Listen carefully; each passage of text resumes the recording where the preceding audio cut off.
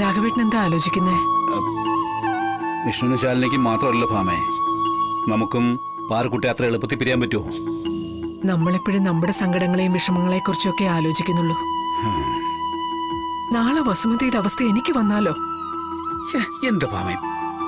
ആർക്കും വരാവുന്നതേ ഉള്ളൂ ഇതൊക്കെ. രാഘവേട്ടനോ എനിക്കോ ആർക്കും. അപ്പോഴേ ഒറ്റപ്പെടലിന്റെ വേദനയും ഏകാന്തതയൊക്കെ അറിയൂ.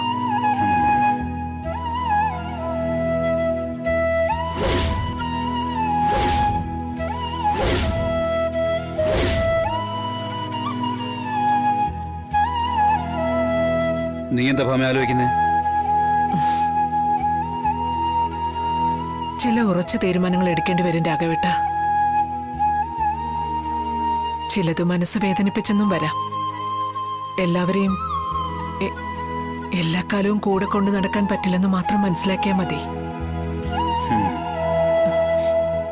അതെല്ലാവരുടെയും നന്മയ്ക്ക് വേണ്ടിയാ.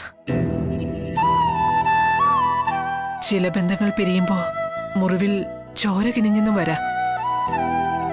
എങ്കിലും കണ്ണീരുള്ളിലടക്കണം.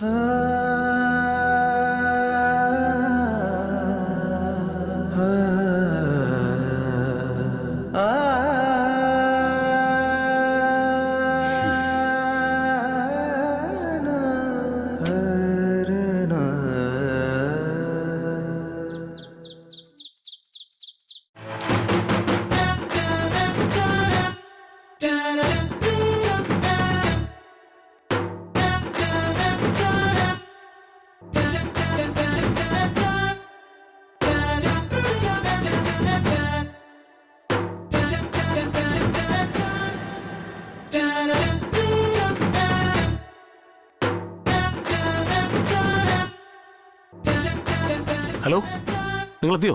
ആ, ഒരു വെള്ള പെയിന്റ് അടിച്ച വീടല്ലേ? ആ അതന്നെ അതന്നെ.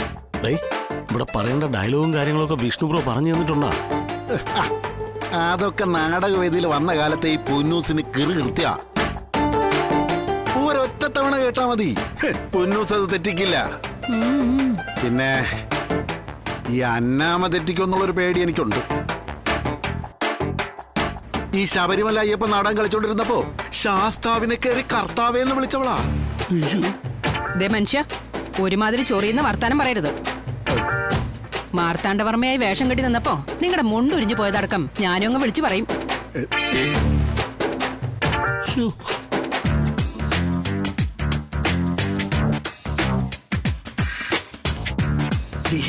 നമുക്കൊരു ധാരണയിൽ പോവാടി. ആ, എന്നാ വായം പൂട്ടി അവിടെ മിണ്ടാതിരുന്നോ. ഹലോ, അവിടെ എന്തോന്നാണ് അവിടെ? ആ, ഞങ്ങളെത്തി. എത്തി.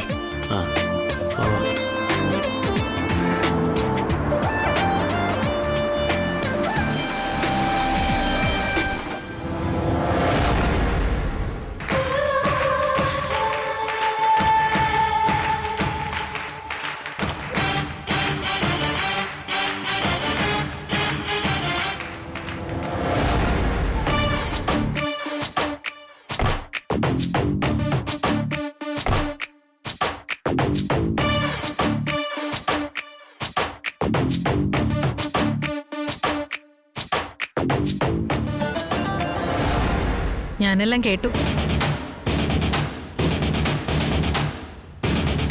എന്ത് കേട്ടെന്ന്? എന്നോട് കള്ളം പറയായിരുന്നല്ലേ?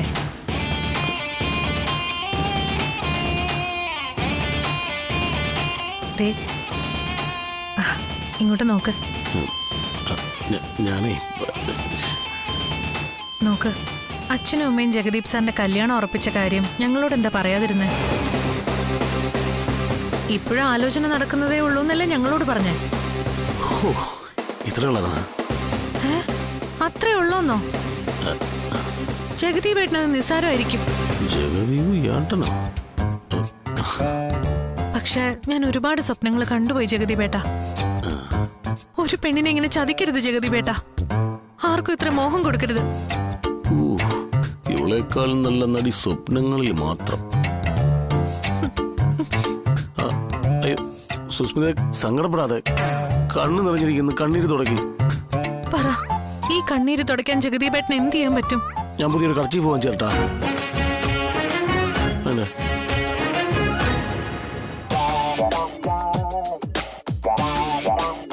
ഓ ഇത്രയും വലിയ വീട്ടിലാണ് അച്ചായ നമ്മുടെ ഇന്നത്തെ കളി. ഓ എന്റെ കൈയും കാലും വിറയ്ക്കും. തളരരുത് അമ്മേ, തളരരുത്. നമ്മൾ എത്ര ഉത്സവ പറമ്പുകളിൽ നിന്നും പള്ളിപ്പറമ്പുകളിൽ നിന്നും ചീമുട്ട കൊണ്ട് ചെരുപ്പ് കൊണ്ട് ഏറിക്കൊണ്ടിരിക്കുന്നു. അന്നൊന്നുമില്ലാത്ത ഈ ഭയം നിനക്കിപ്പോ എവിടെ നിന്ന് വന്നു? അച്ചായന് പേടിയൊന്നും തോന്നില്ലേ? 10-30 വർഷം മുമ്പ് കലാലയം ഗ്രൂപ്പിന്റെ രക്തരക്ഷസ് നാടകത്തിലെ നായികയായി നിന്നെ കൈപിടിച്ച് ജീവിതത്തിലേക്ക് ഇറക്കി കൊണ്ടുവന്നപ്പോ ഞാൻ പേടിച്ചിട്ടില്ല. പിന്നെയാണോ ഇപ്പോ? എന്നെ കൊണ്ടൊന്ന് പറയിപ്പിക്കല്ലേ? അകത്തുനിന്ന് ആരോ വരുന്നുണ്ട്. അയ്യോ ഏതോ വലിയ കൊച്ചമ്മ.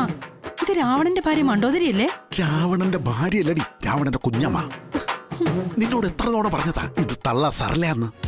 അപ്പൊ ആരാ ഈ സുസ്മിത? ഓ മൊത്തം പൊളിക്കല്ലടി മറുതേ.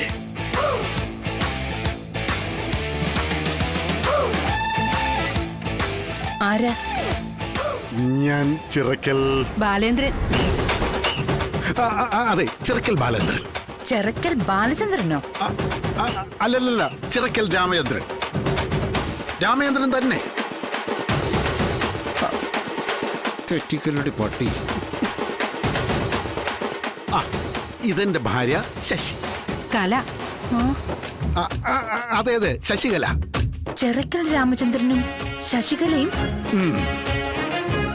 അതും ഞങ്ങളുടെ വീട്ടിലേക്ക്. എവിടെ? ഞങ്ങളുടെ മകൻ ജഗതി കുമാർ. നോക്കിക്കോളൂ, നിങ്ങൾ അവനെ 7 പർവ്വതങ്ങൾക്കും 7 സമുദ്രങ്ങൾക്കും അക്കരെയുള്ള കൊട്ടാരക്കെട്ടിൽ പൂഴ്ത്തിവെച്ചാലും ഞങ്ങൾ അവനെ കണ്ടുപിടിച്ചിരിക്കും. പാതാളത്തിലെ തീക്കടലിലോ മേഘമാലകൾക്ക് മുകളിൽ കൂട് കെട്ടിയാലോ ഞങ്ങൾ അവനെ തെരഞ്ഞു പിടിക്കും. വരൂ.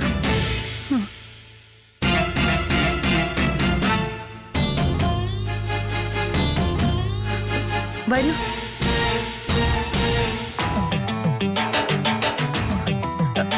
സുസ്മിതേ, എടി സുസ്മിതേ.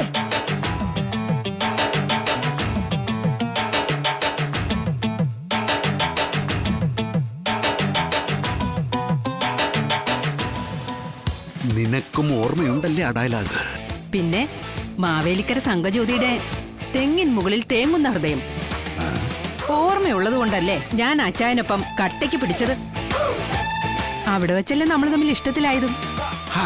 അത് മാത്രം ഒരു തോൽവി. ഒന്നുമില്ല. നിങ്ങൾ അകത്തേക്ക് വരൂ.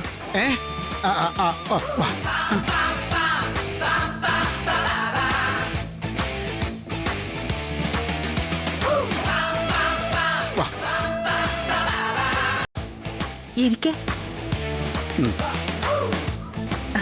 സുസ്മിതേ.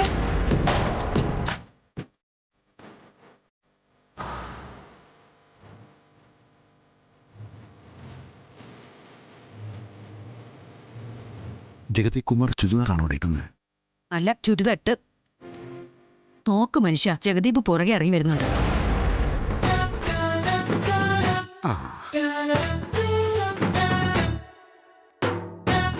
എന്നെ മോനെ, അത്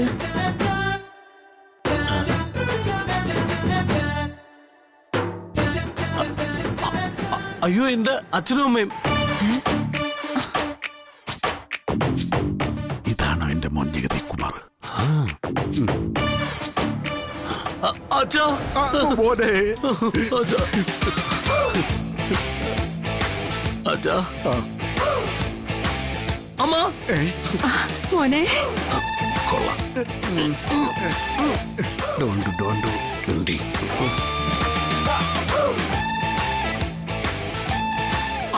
അച്ഛൻ എന്താ എന്റെ അടുത്തൊരു പിണക്കം പോലെ?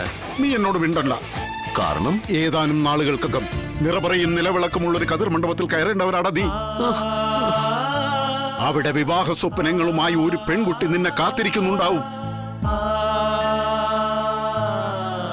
അവളുടെ സ്വപ്നങ്ങളാണ് മോനെ നീ ഒരു കസ്മലിനെ പോലെ ചവിട്ടി അരച്ചുകൊണ്ടിരിക്കുന്നത്. ഞാൻ എന്ത് തെറ്റിയെന്ന് വെച്ചാ? ഈ പെൺകുട്ടിയുടെ വീട്ടിൽ നിനക്കെന്താണ് കാര്യം? അച്ഛനെ പോലെ പണത്തെ മാത്രം സ്നേഹിക്കുന്ന ഒരാൾക്ക് അതൊന്നും പറഞ്ഞാൽ മനസ്സിലാവില്ല. എനിക്ക് മനസ്സിലാവാത്ത എന്താടാ ഉള്ളത്? പറയൂ. നിന്റെ ഈ പ്രായം കടന്നു വന്ന് എന്നോട് പറയൂ. അച്ഛാ, നമ്മുടെ ബംഗ്ലാവിൽ എനിക്കെല്ലാം ഉണ്ട്. ഇട്ടുമൂടാനുള്ള പണം, രാജകീയമായ സൗകര്യങ്ങൾ, ഇഷ്ടങ്ങൾ അപ്പപ്പം നടത്തിത്തരാൻ ധാരാളം ഭൃത്യന്മാരുണ്ട്. പക്ഷേ അവിടെ കിട്ടാത്തൊന്നും ഇവിടെ ഉണ്ട്.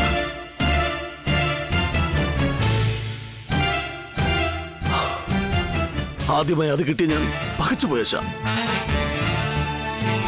അത്രയ്ക്ക് പകയ്ക്കാൻ ഇവിടെ എന്നാ മോനെ ഉള്ളത്? യഥാർത്ഥ സ്നേഹം,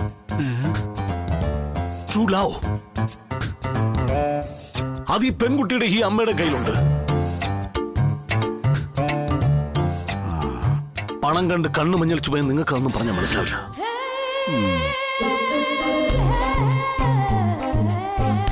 കുഞ്ഞുനാളിൽ ഞാൻ സ്വർണവും പണവും വാരി കളിക്കുമ്പോ, അതിൽ കുളിക്കുമ്പോ കുറച്ച് സ്നേഹം കിട്ടിയിരുന്നെങ്കിൽ എന്ന് എത്രമാത്രം കൊതിച്ചിട്ടുണ്ടെന്നറിയാമോ? എന്തിന്? കുളിക്കാനോ? അല്ല, സ്നേഹം കൊണ്ട് എന്റെ മനസ്സ് നിറയാൻ, ഒന്ന് പൊട്ടിക്കരയാൻ, ചെയ്യുന്നതെല്ലാം യാന്ത്രികമായി പോകാതിരിക്കാൻ. ഡയലോഗ് എവിടെയൊക്കെയോ പാളിയല്ലോ.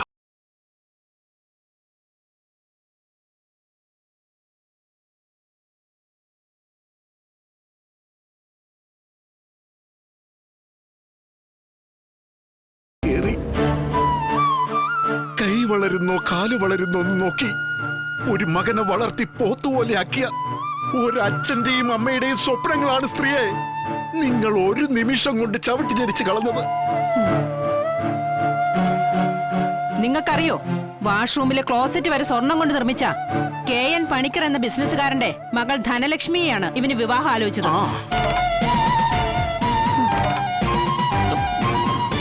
ധനലക്ഷ്മി ഇവന് വേണ്ടി കാത്തിരിക്കുക. ക്ലോസറ്റും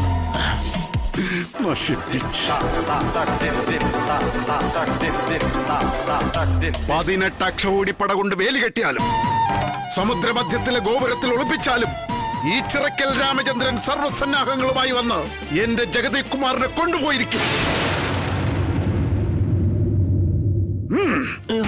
ഇത് സത്യം സത്യം സത്യം.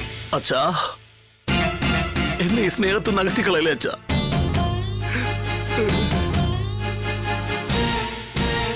സ്നേഹമില്ലാതെ ഞാൻ ശ്വാസം മുട്ടി മരിച്ചു പോകും അച്ഛാ. എടാ, ഒരു പെൺകുട്ടിയുടെ സ്വപ്നങ്ങൾ കരിമ്പിൻ കാട്ടിൽ കയറിയ കാട്ടാനയെ പോലെ ചവിട്ടി ജനിച്ച നീ ഒരു മനുഷ്യനല്ലടാ. ജഗദീപേ, നമുക്കിടവേളയ്ക്ക് ശേഷം കാണാം. ശശി, നീ വാ. കല. അതെ, കല. വാ.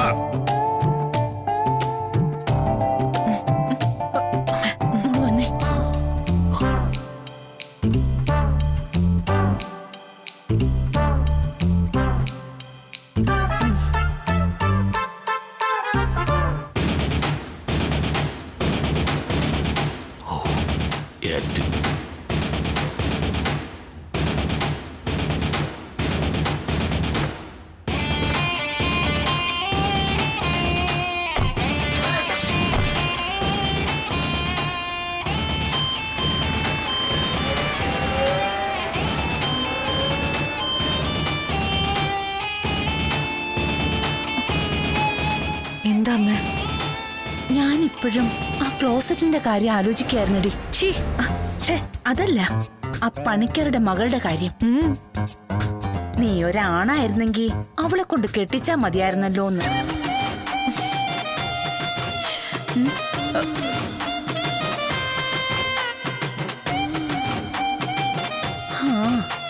ഭാഗ്യമില്ലാണ്ട് പോയി.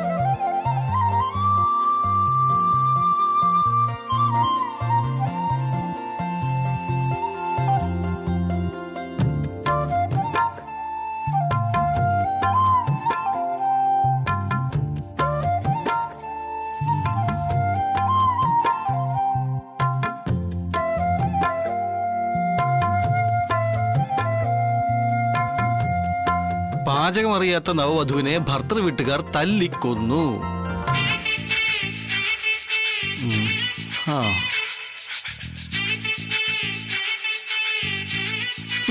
സ്വന്തമായ ഒരു ചായ ഉണ്ടാക്കാൻ പോലും അറിയാത്ത നവവധുവിനെയാണ് ഭർത്തൃ വീട്ടുകാർ ഒന്നടങ്കം സംഘടിച്ച് തല്ലിക്കൊന്നത്.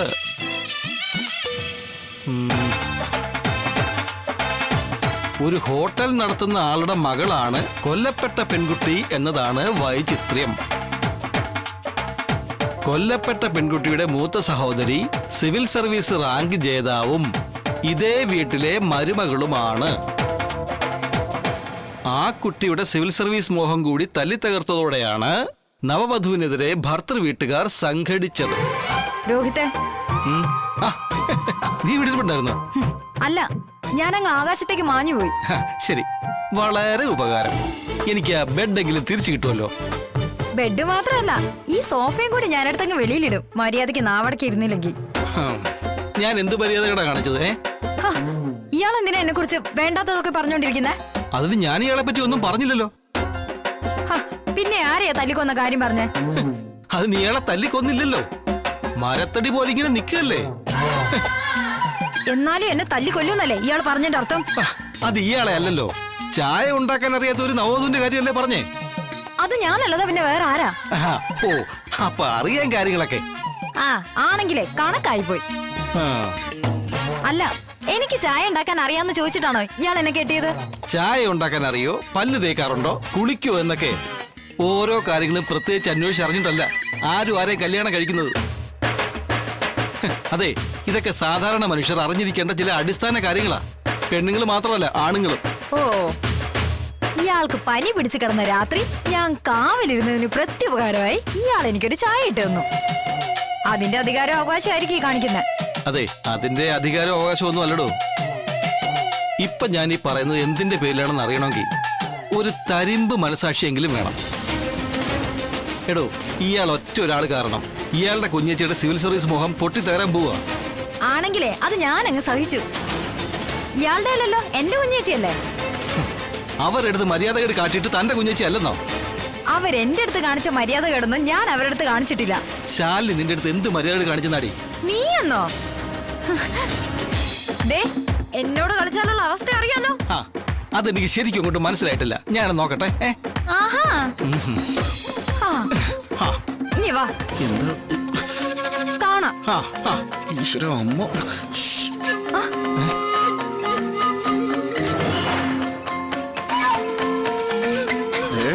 രണ്ടിനുണ്ടല്ലോ. ആരോമൽ ചേക ഒരു ഉണ്ണിയർച്ച കൂടി നേരത്തെ തുടങ്ങിയല്ലേ? അല്ല ബ്രോ, ഇവിടെ ഒരൊറ്റ അമ്മ കേക്കും ശബ്ദം താഴ്ത്തിട്ടു. നിങ്ങൾ വിഷ്ണു,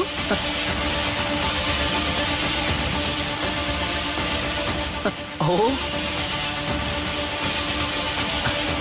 വിഷ്ണു, നീ ഇവിടെ വന്ന് നിൽക്കേ. ഞാൻ നിന്നെ റൂമിലൊക്കെ നോക്കി.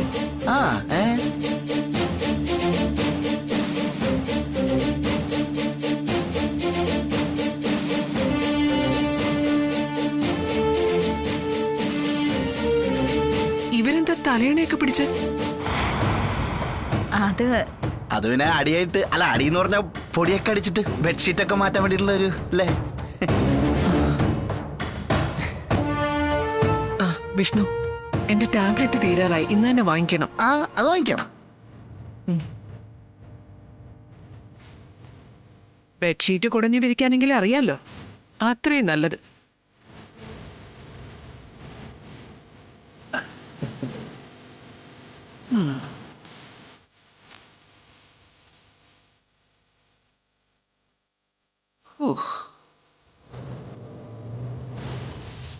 ഉണ്ടല്ലോ,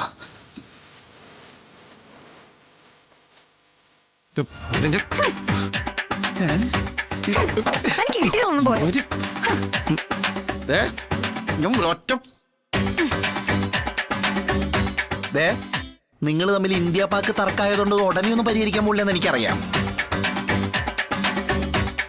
പക്ഷേ ഈ വെടിവെക്കും ബോംബുടൊക്കെ ചെയ്യുമ്പോഴേ അധികം ശബ്ദം പുറത്തു വെക്കരുത് കേട്ടാ. നിങ്ങൾ തമ്മിൽ ഇത്രയും സ്നേഹത്തിലാണെന്ന് അമ്മ അറിയണ്ട. ഓ കഷ്ടം, തടയുക.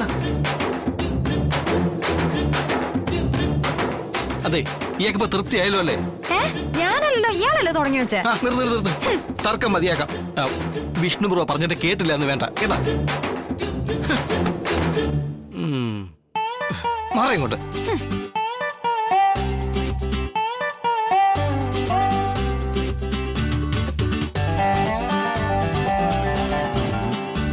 മുഴുവൻ സമയവും മൊബൈൽ നോക്കിയിരുന്ന നവോധുവിനെ ഭർത്താവ് എടുത്ത് കിണറ്റിലിട്ടു. ശല്യം. ഒരു നവവധുവിനെ